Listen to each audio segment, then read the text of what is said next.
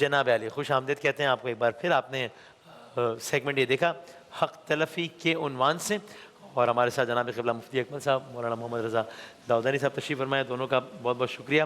اور ہم کوشش کریں گے آپ اپنے سوالات بھی ہمیں بھیج سکتے ہیں، تاکہ کیونکہ اب ظاہر ہے بہت کم دن نہیں رہ گئے ہیں، تو ہم کوشش کریں گے کہ خاکے سے ہٹ کے بھی آپ کے سوالات کو بھی اگر ہم انٹرٹین کر سکیں تو وہ ہم کر لیں گے انشاءاللہ.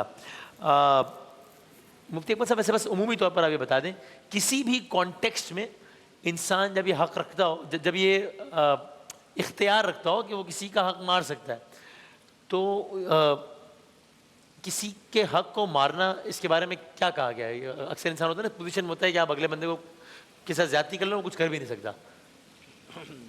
اعوذ باللہ من الشیطان الرجیم، بسم اللہ الرحمن الرحیم. دیکھیں یہ جو آیت ہے یہ ان تمام چیزوں کو شامل ہے. وَمَن يَتَعَدَّ حُدُودَ اللَّهِ فَأُولَٰئِكَ هُمُ الظَّالِمُونَ. جو اللہ کی حدود کو کراس کر جائے، پھلانگ جائے، تو یہ ہی لوگ ظالم ہیں، اور ظالمین کے لیے آخرت میں بڑا برا انجام ہے. تو کسی کے حق میں کوتاہی کرنا یہ حرام اور گناہ کبیرہ ہے. نبی کریم صلی اللہ علیہ وسلم کا واضح فرمان علی شان ہے کہ اللہ تعالیٰ نے ایک مسلمان پر دوسرے مسلمان کی جان، مال اور عزت و آبرو کو حرام فرما دیا. اور حق میں کوتاہی یا تو جان کے سلسلے میں ہوتی ہے، یا مال کی ہوتی ہے، یا آدمی دوسرے کی عزت خراب کر رہا ہوتا ہے. صحیح ہے. تو یہ بالکل حرام اور گناہ کبیرہ ہے، اور اس پر توبہ واجب ہے. صحیح، ٹھیک ہوگی. اور یہ اس میں لوگ کبھی کبھی پوچھتے ہیں کہ جناب وہ یعنی ایک ماں باپ ہے، وہ بچوں یعنی اولاد کو لگتا ہے کہ جناب ماں باپ زیادتی کریں ہمارے ساتھ، وہ اس کو اس کانٹیکس میں لیتے ہیں کہ بھئی ایک اولاد کے بھی کوئی حقوق ہوتے ہیں اگر والدین کے ہیں تو یہ بات ٹھیک ہے یا نہیں؟ بسم اللہ الرحمن الرحیم. ظاہر ہے کہ ماں باپ کی بھی ذمہ داری ہے کہ وہ تربیت کے ان پہلوؤں کے اوپر توجہ دیں کہ جس کے نتیجے میں اولاد کی بہتری ہو سکے، لیکن کوئی ایسا اقدام وہ نہ کریں کہ جس کی وجہ سے کوئی غلط خیال بچوں کے دل کے اندر بیٹھ جائے اور وہ ماں باپ کو اپنا دشمن سمجھنے لگے. اس خاص کانٹیکس کے اندر بھی میں ایک جملہ یہ ضرور کہنا چاہوں گا کہ اگر آپ دیکھیں نا تو مولا کا ایک جملہ ہے نہج البلاغہ کے اندر کہ من نالا استطالا، کہ جس کو ذرا سا اقتدار ملتا ہے نا تو وہ اپنے اقتدار کی وجہ سے اپنی حدود سے آؤٹ ہونے لگتا ہے، یا جانبداری کرتا ہے یا اپنا تجاوز کرنے لگتا ہے. تو اس کا نتیجہ یہ نکلتا ہے کہ جو دوسرے افراد ہیں ان کے حقوق پامال ہونا شروع ہو جاتے ہیں. اس کو کس طریقے سے کنٹرول کیا جائے، اس کے لیے ایک اور جملہ ہمیں مولا کا نظر آتا ہے کہ آلت الریاست سعۃ الصدر، کہ اگر کوئی مدیر بننا چاہتا ہے، مینیج کرنا چاہتا ہے، کوئی اپنے انتظامات کو صحیح طریقے سے چلانا چاہتا ہے، تو اس کو اپنا دل تو بڑا کرنا پڑے گا.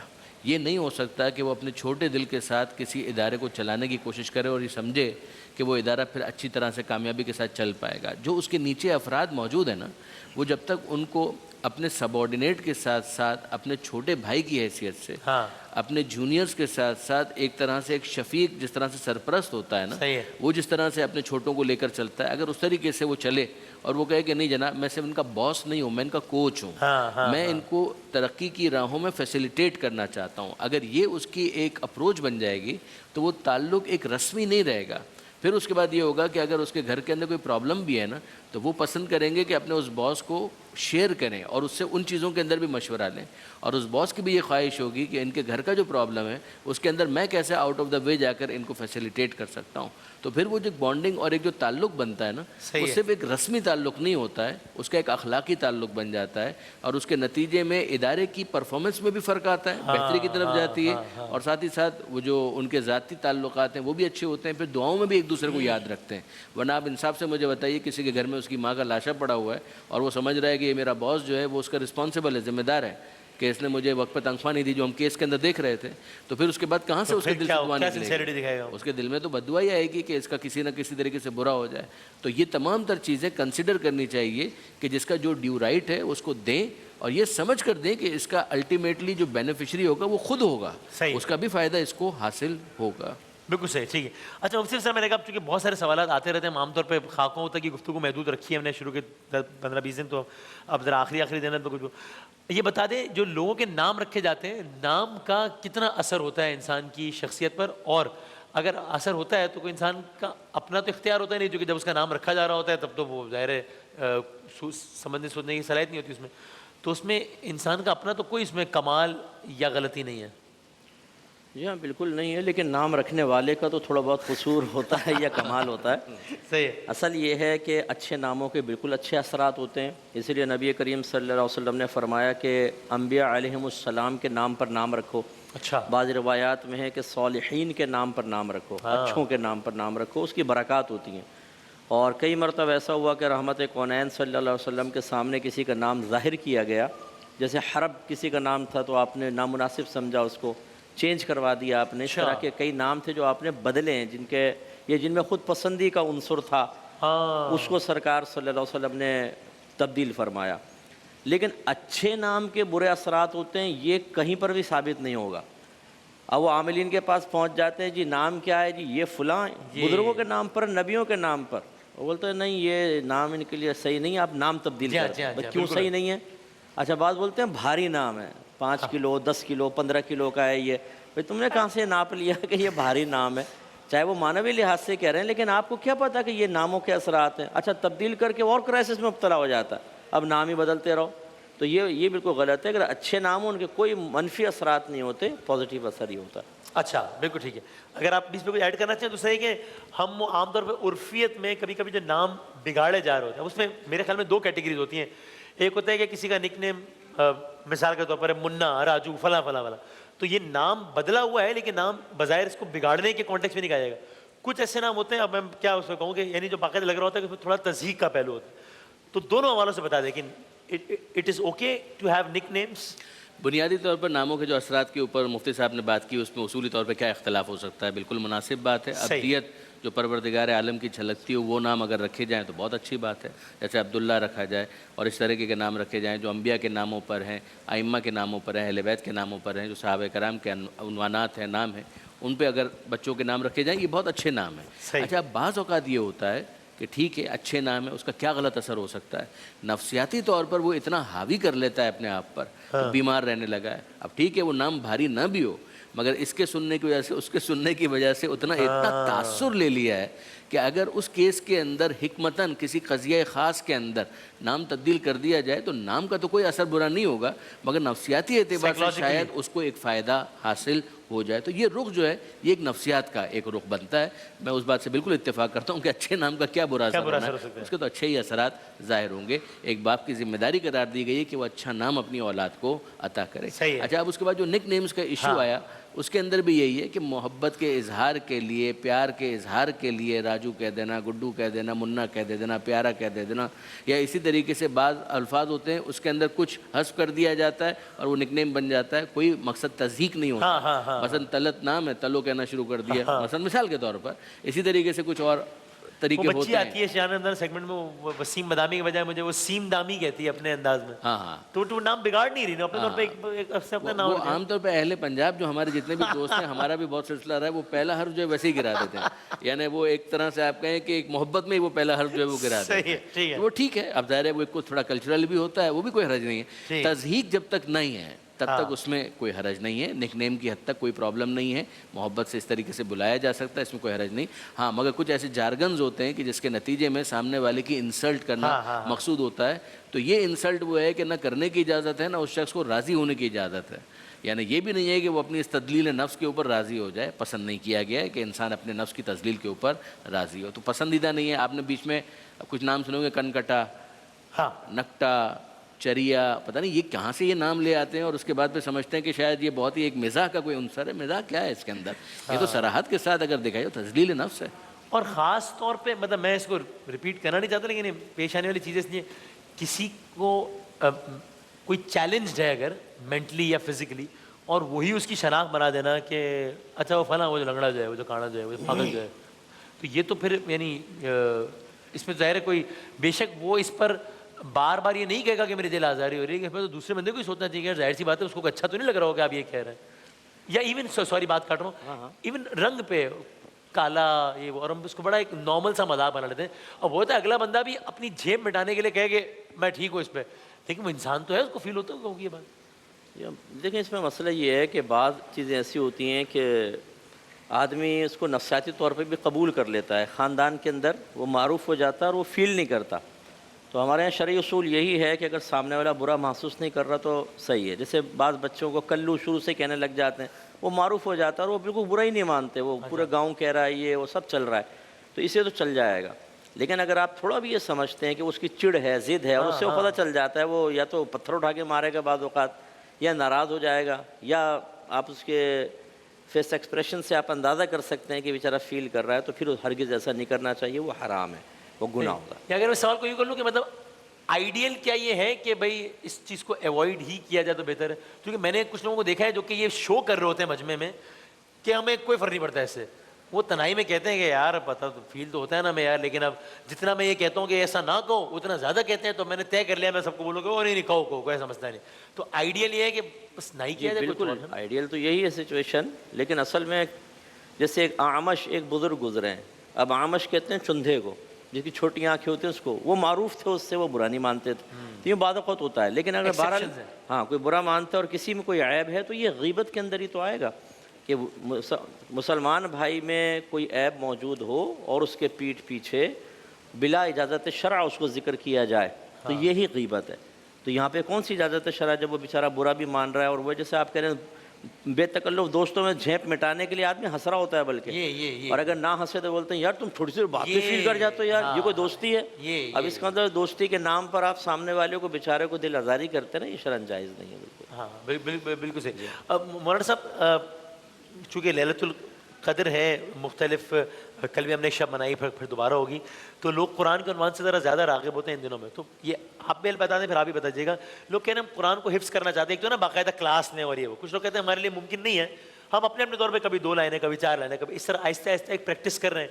کیا اس میں کوئی ایسا ٹپ یا کوئی ایسا وظیفہ ہے کہ ہم اس کو اچھا میمورائز کر سکیں گے؟ اچھی چیز ہے اس میں, اللہ کی بھی رضا ہے, تو اگر کوئی ایسی ٹپ ہو یا کوئی ایسا وظیفہ ہو جس میں آسانی ہو میمورائز کرنے میں.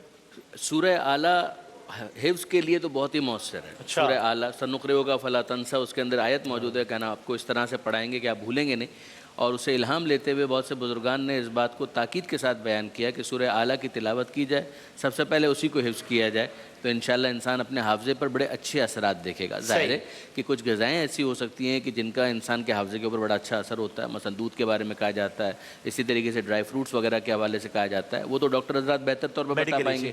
خود قرآن مجید کی ویسے ہی تلاوت کرنا, یعنی میرے استاد ہیں وہ یہ کہا کرتے تھے کہ اگر حافظہ بہتر کرنا ہو قرآن مجید کھولیے اور بس دیکھ کر پڑھتے چلے جائیے, تو پروردگار عالم اس کی برکت سے انسان کے حافظے کے اوپر ایک بہت ہی اچھا اثر پیدا کرتا ہے. بطور مجموعی بھی, بطور مجموعی کہیں سے بھی آپ قرآن پڑھتے چلے جائیے, اس کا ایک اثر یہ ہے کہ آنکھیں روشن ہوتی ہیں, آنکھوں کی روشنی بڑھ جاتی ہے, انسان کا حافظہ جو ہے وہ بہت بہتر ہو جاتا ہے.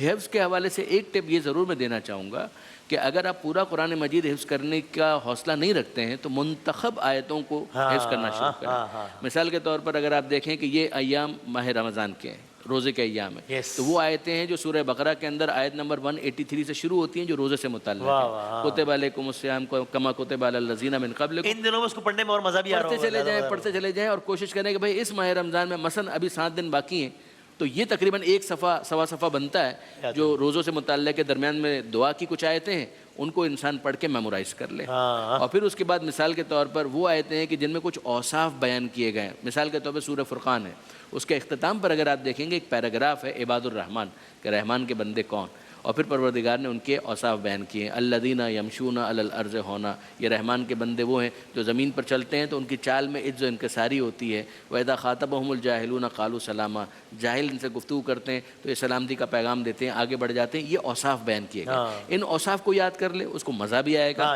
اور میمورائز کرنا اس کے لیے آسان ہو جائے گا. یہ قرآن مجید کا اب یوں کہہ لیجیے کہ ایک سلیکٹڈ منتخب نصاب ہے کہ جس کو پہلے ترجیحی بنیادوں پر یاد کر لے, اور پھر اس کے بعد اگر ہمت ہو حوصلہ ہو تو پورے قرآن مجید یا مثلاً پتہ نہیں شاید آپ مجھے بتائیے 20واں پارہ ہے یا 21واں پارہ ہے جس میں تسلسل کے ساتھ وہ 4-5 آیات ہیں, جس میں سے ایک اما یجیب المضطر اذا دعاہ یکشف السوء, کون ہے جب تم یہ مسائل میں ہوتے ہو تو وہ نکالتا ہے یقیناً خدا ہے, کون ہے جب تم یہ, اور وہ انسان پڑھتا ہے ویسے بڑا لطف آ رہا ہوتا ہے, کوئی تکرار ہے. سورہ سبا کے اندر امن امن یہ تو اس طرز کی آیات کا انسان چناؤ کر کے, جس میں اس میں آپ بھی بتائیے گا پلیز.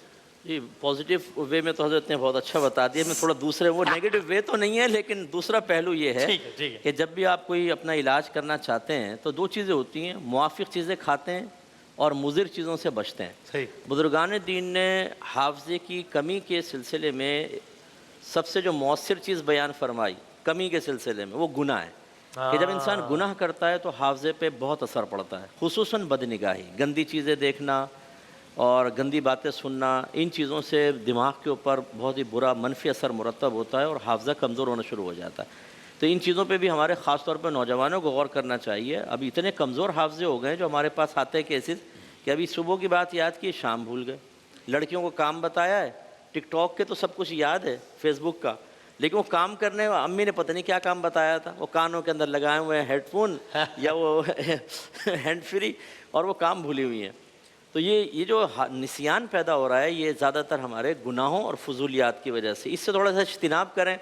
باقی یہ حدیث میں تو میں نے نہیں پڑھا لیکن بزرگوں سے منقول ہے کہ فجر کی نماز کے بعد 3 مرتبہ سورہ علم نشرح پڑھ کر اگر اپنے اوپر بھی دم کر لیں اور پانی پہ دم کر کے پئیں تو اس سے حافظہ بہت اچھا ہوتا ہے۔ ٹھیک، ایک آخر میں وہ بتا دیں، ایک کہیں یہ بات سنی تھی تو اس میں لوگوں نے بڑا سوال کیا، تجسس کیا اعتبار سے کہ اگر کوئی چیز کوئی شخص یاد کرتا ہے قرآن پاک کی اور پھر اگر بھول جائے، چونکہ مطلب ہے تو انسان تو ظاہر ہے جب یاد کرتا ہے تو اس نیت سے یاد نہیں کرتا کہ بھول جاؤں گا، لیکن بھول جائے تو گناہ کا مرتکب ہوتا ہے، یہ سنا تو تو اس پہ بھی لوگوں نے پوچھا کہ بھائی اگر 2 لوگ ہیں اس میں ایک بندہ ہے جو کہتا ہے بھائی میں، یعنی اگر میں کھل کے ہو گیا بھائی میں مووی دیکھوں گا یار، میں نہیں یاد کر رہا، تو اس نے نہ یاد کیا نہ بھولا تو وہ گناہ گار بھی نہیں ہوا۔ یہ بندہ ہے جو کہ پوری سنسیئرٹی کے ساتھ ایک چیز کر رہا ہے کہ نہیں یار، جس طرح بھی کہا کہ میں 1 یاد کروں 2 یاد کروں، 10 یاد کیا ہے تو 1 بھول گیا، گناہ گار بھی ہو گیا۔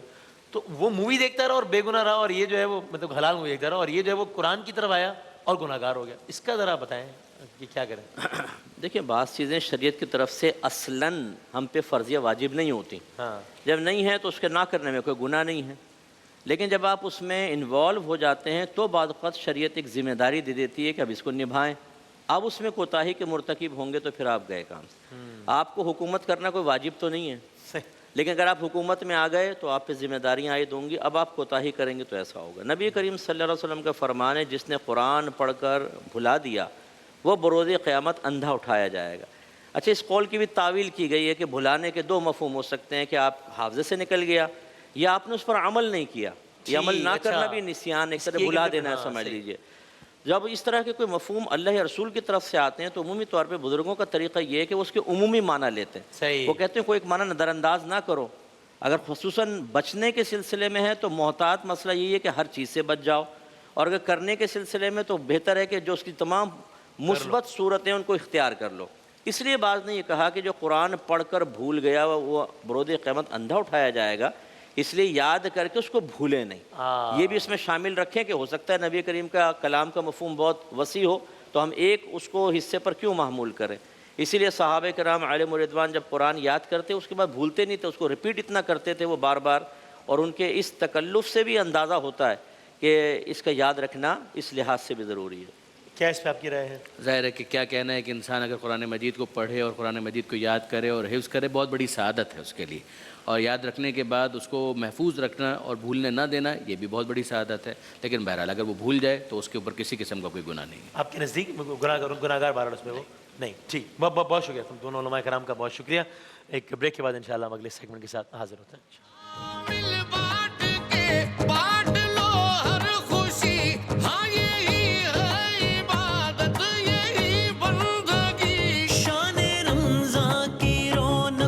رحمتوں اور برکتوں کے اس مہینے میں بانٹیے خوشیاں اپنوں کے ساتھ۔ سہولت بازار لایا رمضان اسپیشل ڈیلز، افطار واؤچرز اور بے شمار گفٹس۔ آرڈر کرنے کے لیے ابھی لاگ آن کیجیے www.sahulatbazaar.com پہ، اور مزید معلومات کے لیے +92 322 7335 749 پر ہمیں واٹس ایپ بھی کر سکتے ہیں۔